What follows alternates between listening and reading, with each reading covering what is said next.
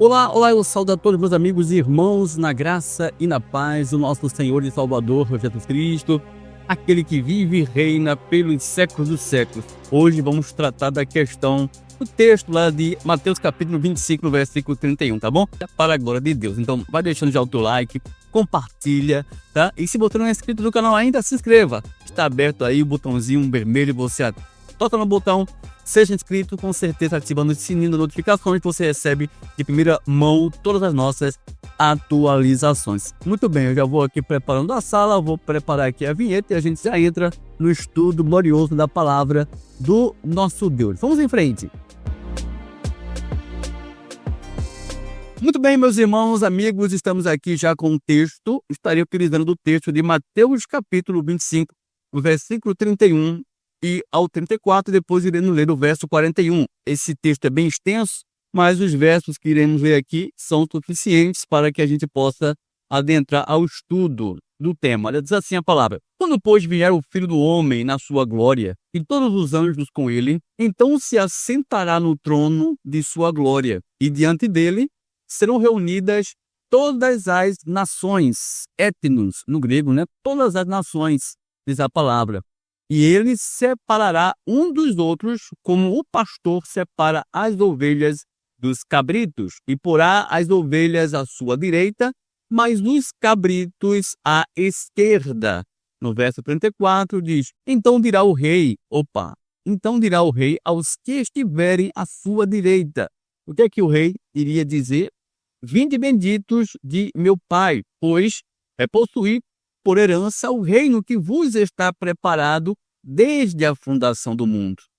No versículo 41, para a gente fechar o raciocínio, diz assim: então dirá na ocasião, da sua vinda, naquele momento de juízo, aos que estiverem à sua esquerda, representando os cabritos: apartai-vos de mim, malditos, para o fogo eterno, preparado para o diabo e seus anjos. Olha só, meus irmãos, a parábola das ovelhas e dos cabritos está relacionado na continuidade do sermão escatológico de Mateus capítulo 24. Dando continuidade, chegamos então a essa seção do sermão escatológico, o qual é tratado a respeito do grande juízo final. Na ocasião, o Senhor Jesus utilizou essa história para ilustrar de forma clara e impactante como seria o julgamento, grande julgamento, juízo final, o qual a tradição, até hoje anela, espera acontecer. Seria o julgamento das nações, quando ele retornasse para, na ocasião, estabelecer o reino eterno, o reino de Deus. É isso? Maravilha. Então, eu vou provar com Bíblia em mãos que esse retorno para esse grande dia do juízo final já aconteceu em 70. Não é uma expectativa presente e não pode ser uma expectativa futura. Então, a primeira coisa que devemos considerar aqui no texto é que o tempo em que o Senhor viria separar as ovelhas dos cabritos já estava delimitada pelo próprio Senhor Jesus, e isso aconteceria no primeiro século. O próprio Senhor Jesus, ele já tinha antes tratado disso com os seus discípulos, delimitando o tempo onde ocorreria a separação das ovelhas dos cabritos. Vamos mostrar isso biblicamente para que não fique só nas minhas palavras e você possa realmente começar a costurar o enredo e chegar no ponto X da questão. Vamos lá, ainda em Mateus, vou te provar que o próprio Senhor Jesus ele delimitou o tempo em que ocorreria o juízo das nações. Aqui, Mateus capítulo 16, texto que estávamos lendo, você vai ver aqui, eu estou com uma Bíblia de estudo aqui aberta, eu não sei se você está vendo aí, mas aqui já me mostra a referência. Não precisa muita coisa para vocês verem que não estamos deturpando ou criando a narrativa particular. A própria Bíblia de estudo já me dá uma referência que realmente essa questão da vinda do Senhor para o juízo das nações já foi delimitado pelo Senhor, por ele ter falado disso em outra ocasião, que está registrado aqui em Mateus 16, 27. Eu vou clicar em cima E já vou em cima do texto. Olha só, o que temos aqui? Olha que texto, meu irmão, minha irmã. A dizer assim, o Senhor Jesus na ocasião, porque o Filho do Homem há de vir na glória de seu Pai, com os seus anjos, com a promessa da sua vinda, e então retribuirá a cada um segundo as suas obras. Tá? Era a sua vinda em juízo para separar, obviamente, as ovelhas dos cabritos, uma vez que a promessa dessa vinda iria manifestar o quê? A retribuição a cada um conforme as suas obras. Então está aqui o Senhor delimitando, o Senhor apresentando o mesmo ocorrido de Mateus 25. O problema é que as pessoas pegam apenas um texto e fica ali, fixa em um texto só e não consegue ligar os pontos com outros textos para obter a explicação. E aqui nós temos o tempo, quando a gente vai ler o versículo 28. Olha só. Em verdade vos digo, Jesus dizendo àqueles ouvintes que ali estavam, alguns dos que aqui estão, ali ouvindo o discurso, de modo nenhum provarão a morte até que vejam vir o Filho do Homem no seu reino. Lembrando que a promessa do Senhor Jesus, quanto à sua vinda em Mateus 25, iria manifestar o seu reino. Era vinda na glória do Pai, separando as ovelhas dos cabritos, segundo as suas obras, para conceder às ovelhas, ao povo de Deus, o reino eterno. Ou seja, se eu defendo que Mateus 25, preste atenção agora, né? Vamos pensar biblicamente, respeitosamente. Se eu defendo que Mateus 25, 31, 34, como também até o 41, é uma promessa futura, vai acontecer, eu tenho que dar conta de alguns que ali estavam ouvindo esse discurso ainda em vida aqui presente, para que essa expectativa seja válida para os nossos dias, tá certo? Essa é a realidade aqui, tá? Aqui vai ficar uma espinha travada na garganta dos futuristas, dos parciais preteristas, né? Porque fica difícil, né? Fica difícil realmente comprovar que ainda há pessoas vivas dentro daquele tempo em nossos dias aqui, uma vez que eles defendem um juízo final que acontecerá em algum momento da história. Uns dizem que vai ser presencialmente, quando o Senhor Jesus voltar. Outros dizem que vai ser no campo espiritual, que ninguém vai ver, mas acontecerá. Mas a Bíblia não apresenta isso. Não tem isso na Bíblia. O que tem aqui, a vinda do juízo aconteceria em um momento em que aqueles que ali estavam deveriam estar em vida. E isso só pode corroborar para as questões de 70, tá certo? Fora disso, é especulação, é outro ensino não bíblico. Entendeu, meu irmão, minha irmã? Então, olha só. Na tentativa de anular a questão de tempo escatológico, delimitado pelo próprio Senhor, que foi para o primeiro século, aqueles ouvintes que estiveram diante desse discurso, não só eles, mas aqueles que estavam vivendo no tempo de vida do Senhor Jesus, uma vez que em Mateus 24, 34, ele diz que não passaria a sua geração, seus contemporâneos, pessoas que viveram no mesmo tempo de vida do Senhor Jesus, estavam em vida, ele diz que essa vida aconteceria. Então, para ofuscar, anular essa realidade presente de tempo, que seria para o primeiro século, bem expressa aqui no texto, os futuristas eles vão apelar para o argumento dizendo o seguinte, que essa questão narrada por Jesus aqui, em Mateus 16, 27 e 28, se cumpre no capítulo 17. Se cumpre na transfiguração. Não, isso é uma falácia. É uma falácia das grandes, que é costumais ser apresentado para tentar inibir a verdade que está aqui exposta. Tá certo? Por quê? Porque não houve na transfiguração, quando você vai ler o capítulo 17 de Mateus, não houve a separação das ovelhas dos cabritos da transfiguração. Queria que tivesse alguém, tá, acadêmico que me provasse isso. Não vai conseguir provar, não vai. Por mais que não concorde comigo, mas não vão conseguir provar que houve uma separação de ovelhas dos cabritos na transfiguração. Não houve. Nem o Senhor Jesus retribuiu na ocasião a ninguém segundo as suas obras. Não houve juízo final. Não houve juízo final na transfiguração, meu irmão. Outra coisa, o Senhor Jesus não veio no seu reino na transfiguração, porque a promessa era que ele viria no seu reino. Em verdade vos digo, alguns dos que aqui estão, de modo nenhum provarão a morte até que vejam vir o Filho do Homem no seu reino. É a vinda no reino de glória, não é o reino milenar, a vinda de glória que acontece na ocasião o qual ele separaria as ovelhas dos cabritos, né? Tem alguém aí que gosta de dar umas cambalhotas dizendo que isso aqui acontece no capítulo 17. Outros dizem que isso aqui tem a ver com o reino milenar, só cambalhota. A verdade é clara que trata do reino de Deus, onde separaria as ovelhas dos cabritos, tá? Dos bodes, tá certo? Isso é claro aqui, muito claro para a glória do nosso Deus, tá certo? Então, olha só, veja o que o Senhor Jesus tinha a dizer sobre o julgamento das nações em outros textos. Vamos agora observar outros textos onde o Senhor Jesus fala a respeito do julgamento das nações correlacionada ao julgamento de 70. Isso aqui é incrível, meu irmão.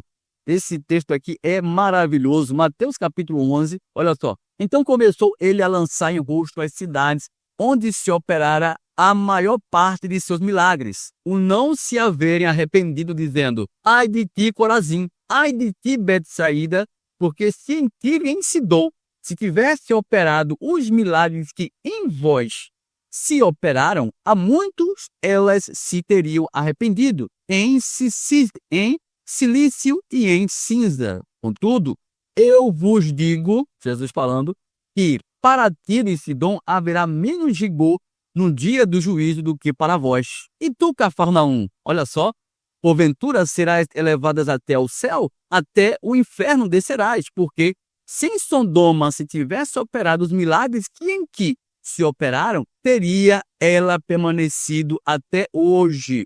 Contudo, eu vos digo que no dia do juízo haverá menos rigor para a terra de Sodoma do que para ti. Isso aqui é impressionante, meus irmãos. O que temos aqui? Temos o Senhor Jesus ligando o julgamento de Tiro, Sidom e Sodoma, cidades pagãs, com o julgamento de Corazim e Betsaída, cidades judaicas, tá certo? Este foi o grande julgamento das nações, meus irmãos. Pelo amor de Deus. E aí, como é que fica a questão? E aí, futurista? Como é que vocês vão se sair desta agora?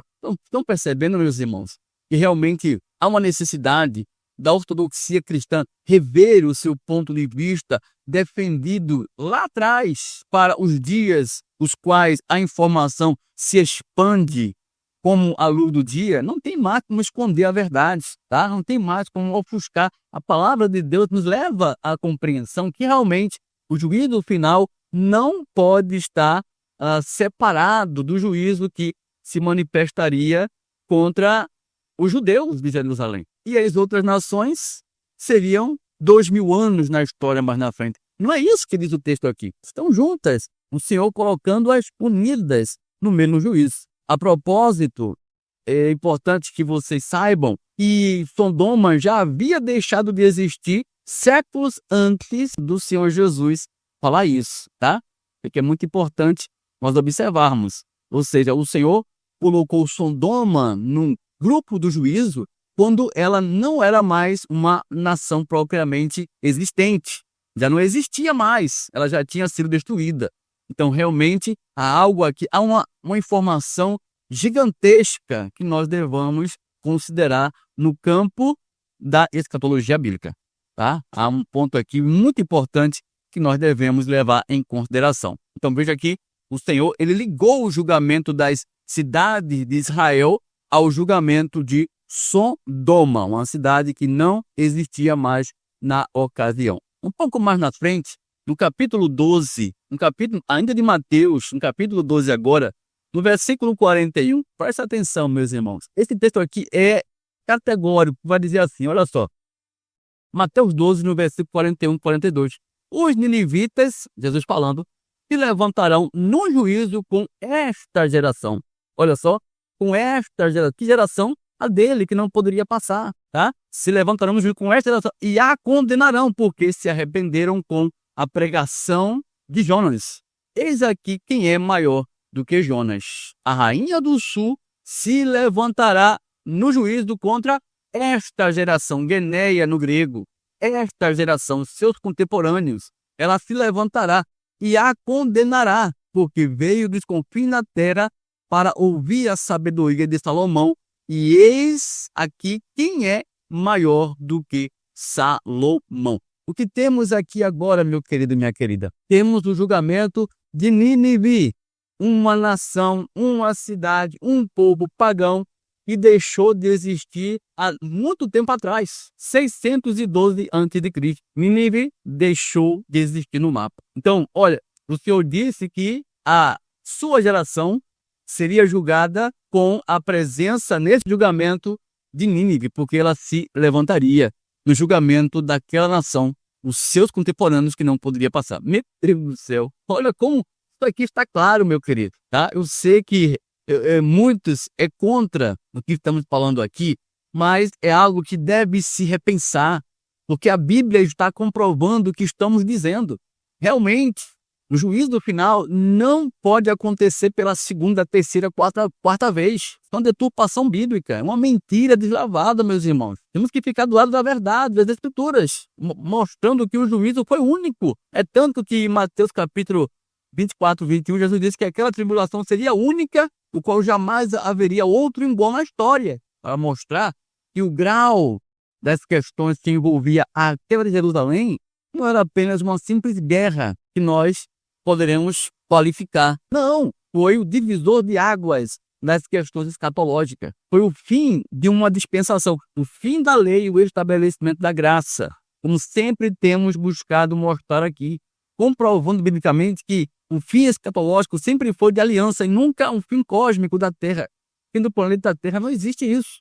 De mortos que têm que ser levantados dos túmulos para serem julgados, porque não, o julgamento aconteceu no âmbito espiritual, porque tem a ver com o que estavam no Hades, recebendo aqueles que fizeram o bem, a vida eterna, e aqueles que não fizeram o bem, que não foram justificados, não terem vida eterna com Deus, tá certo? Então, o fim foi da antiga aliança. Esse é o fim escatológico das Escrituras, por isso que está relacionado tanto o juízo de 70 dos judeus, que não corresponderam ao chamado do Evangelho por Cristo e os apóstolos, mas perseguiram, rejeitaram a pedra angular, como também os gentios que ouviram o Evangelho em todo mundo. Entenda, perceba que quando o Senhor Jesus fala que o fim ocorreria depois que o Evangelho fosse pregado em todo o ecumênio, em todas as nações, em todo o mundo, tá? Mateus 24, 14, o fim aconteceria. Porque o fim tinha que vir depois que o Evangelho fosse pregado em todo o ecumênio. Entendeu, meu irmão? Então, porque é terrível, a tradição não consegue ligar os pontos. Ela acha que pelo fato de Jesus tratar do sermão escatológico de Mateus 24, apresentando as questões que obviamente dá a entender que seja local, mas a igreja está inclusa, né? Os gentios estão inclusos nessa questão, porque o juízo aconteceu em uma grande escala, a nível do ecumênio, e não apenas local, a Israel. Embora a guerra fosse local, ao povo de Israel, mas havia toda uma questão espiritual envolvida, o qual correspondia ao julgamento dos gentios, meu irmão. Era o fim que estava acontecendo ali, o juízo das nações. Também aqui, quando a gente lê o texto, temos no versículo 42, a rainha do sul se levantará no juízo com esta geração. Olha só, temos aqui o julgamento da rainha do sul, outra pagã, que ela se levantaria no juízo com aquela geração, com os seus contemporâneos. Lembrando que uma geração tem 40 anos, não é uma geração de 2000 anos, como a tradição costuma inventar. Não, a palavra aqui é geneia, não é genos. Então é uma geração, é um povo específico, contemporâneos, tá?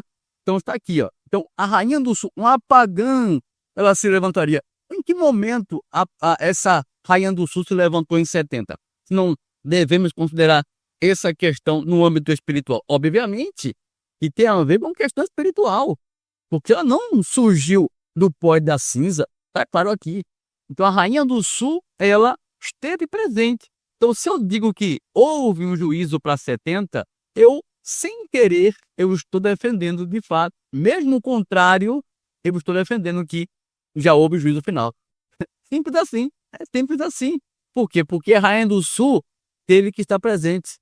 Os ninivitas teve que estar presente, conforme diz aqui o texto, palavra de Jesus na primeira pessoa, meu irmão. Não é, porque, não, mas é o preterista completo, mas é porque você é um preterista completo. Não, eu sou um cristão, assim como você. Sou um cristão que procura entender as Escrituras de forma que honre a Deus pelo que Ele falou, e não o que um catecismo, um credo, uma confissão de fé diz. Não, o que Ele falou teve que se cumprir, né? Então, se Ele falou, teve que se cumprir da forma que Ele disse que se cumpriria.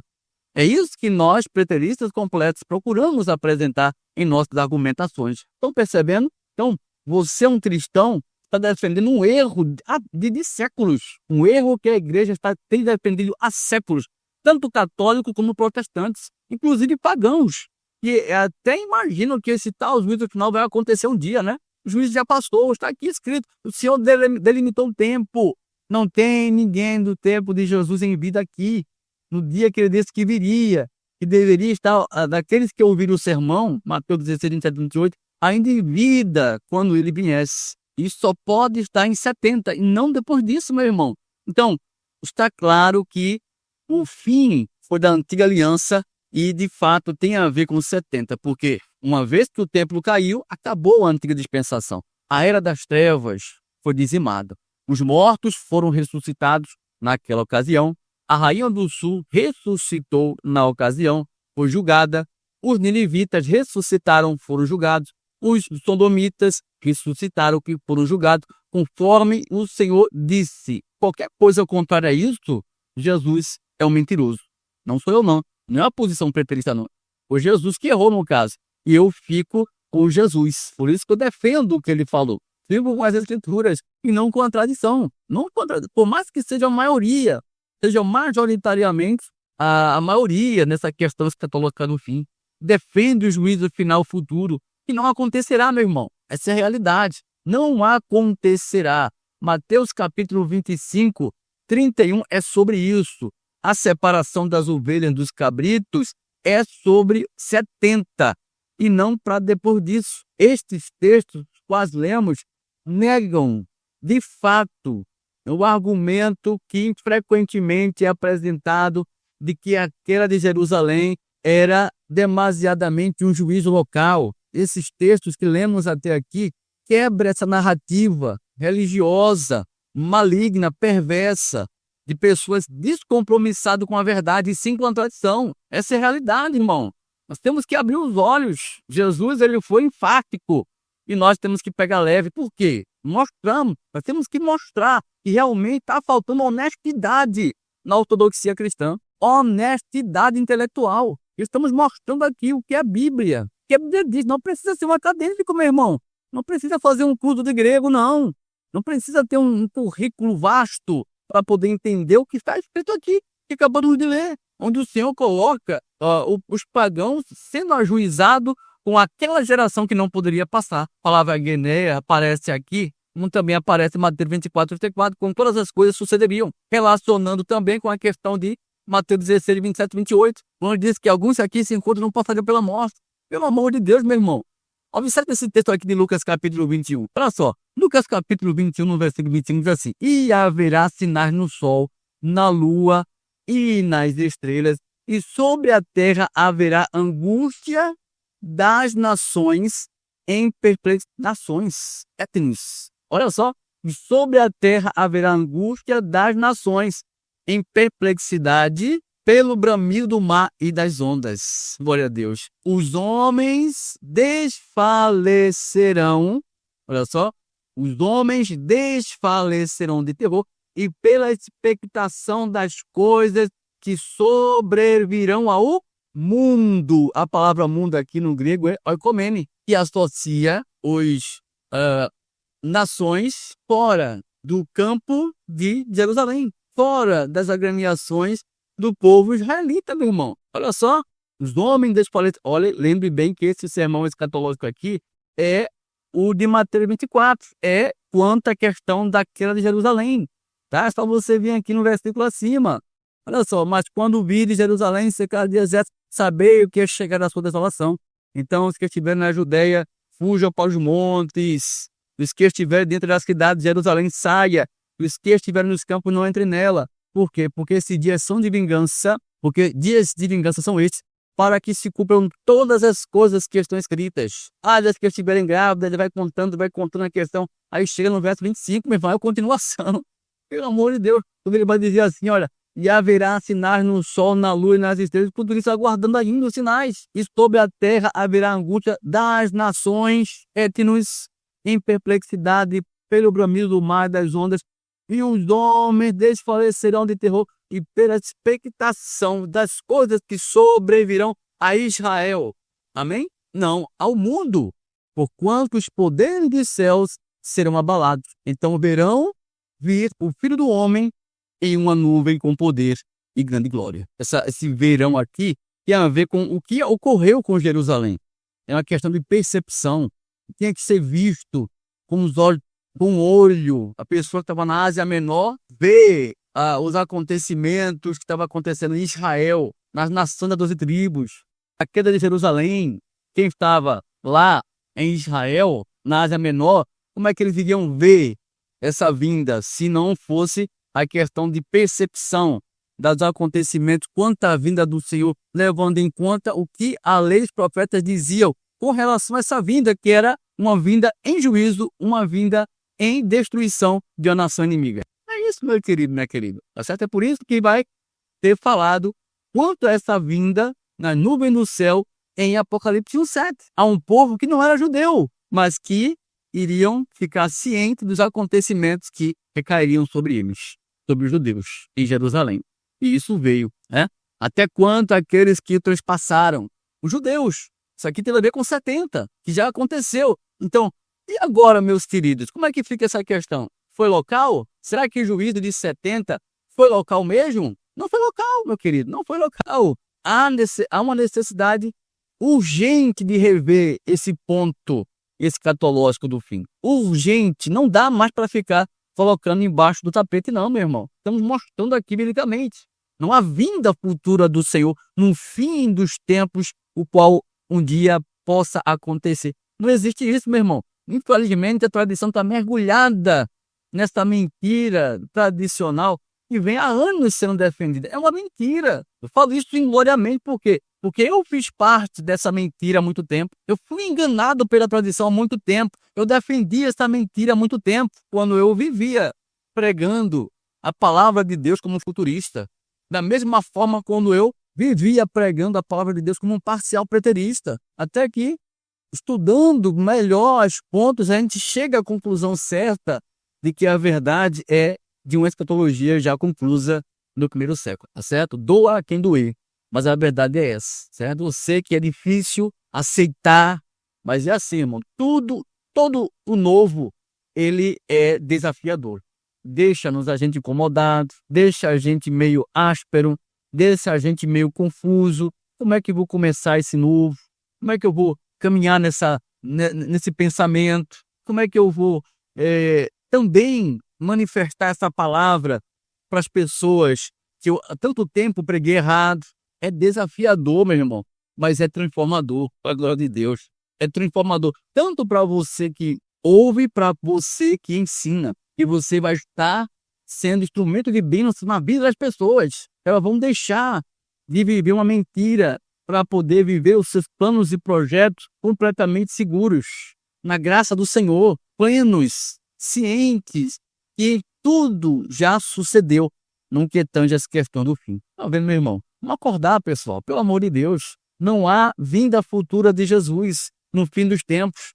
Tá certo? Não existe vinda futura de Jesus no fim dos tempos. É uma mentira da tradição. Eu estou falando como cristão, não como ateu, tá? Olha que eu nem apresentei aqui a questão de Mateus 13, tá? Eu nem vou apresentar aqui a questão de Mateus 13, onde coloca a parábola do joio e do trigo no final da antiga aliança. Temos estudos aqui específicos acerca disso. E, por sua vez, é o mesmo juízo de Mateus 24:31, tá certo? A palavra mundo que aparece na parábola do joio do trigo, a palavra mundo do juízo, no fim da consumação dos séculos, que aconteceria essa separação, a palavra séculos ali, no transversor mundo, é aion, e não cosmos. Temos estudos aqui específicos falando disso. Essa é a realidade. Lá em Daniel capítulo 7, no versículo 10, Daniel disse que o juízo final ocorreria no período da quarta besta, que representa, todos sabem, qualquer criança sabe disso, que estuda na escola dominical, que a quarta besta de Daniel 7 é o Império Romano, e diz que o juízo aconteceria naquela ocasião. Daniel capítulo, olha só, um rio de fogo, aqui na sequência do quarto animal, a quarta besta, um rio de fogo manava e saía de diante dele. Milhares e milhares o serviam, e miríades de miríades estavam diante dele, do Senhor. Assentou-se o juízo e os livros foram abertos. Quando é que os livros foram abertos e corresponde ao cumprimento de Apocalipse 20, versículo 12? Quando o juízo do trono branco acontece, é quando os livros são abertos também. Não são duas vezes, mas isso aqui é porque o Império Romano estava no poder. Quando João escreve Apocalipse, quem estava no poder? Quem estava no poder? O Império Romano, meu irmão. Então, acabou, os juízos foi de fato em 70. Por isso, quando você vai ler Apocalipse 22, 10, diz que o fim estava próximo. Próximo de quando? 2000 anos para frente? Não. Era próximo de 70, uma vez que o livro foi escrito entre 64 e 68. Então, o juízo do trono branco está em 70, que é o juízo das nações, que é a separação das ovelhas dos cabritos, meu querido e minha querida. Está claro aí? Acontece num período do quarto animal. Não existe na Bíblia outro juízo fora do tempo do quarto animal. Não existe. Se foi o Império Romano não existe mais. Qual é o que vai me levar a aguardar um outro juízo que não tem uma profecia da lei dos profetas que me corresponda a essa expectativa? Não tem, meu irmão. Vamos acordar para a verdade, tá certo? Essa é a realidade, meu querido. Sei que é duro, mas é assim. Não haverá outro juízo final. A separação das ovelhas dos cabritos foi em 70, na queda de Jerusalém. E a gente encerra dizendo: quem tem ouvidos, ouça o que o Espírito falou, igreja, em nome de Jesus. Glória a Deus. Graças, porém, a Deus, que, em Cristo, sempre nos conduz em triunfo e, por meio de nós, manifesta em todo lugar a fragrância do seu conhecimento. Nós somos para com Deus o bom perfume de Cristo, tanto nos que são salvos como nos que se perdem. Porque nós não estamos, como tantos outros, mercadejando a palavra de Deus.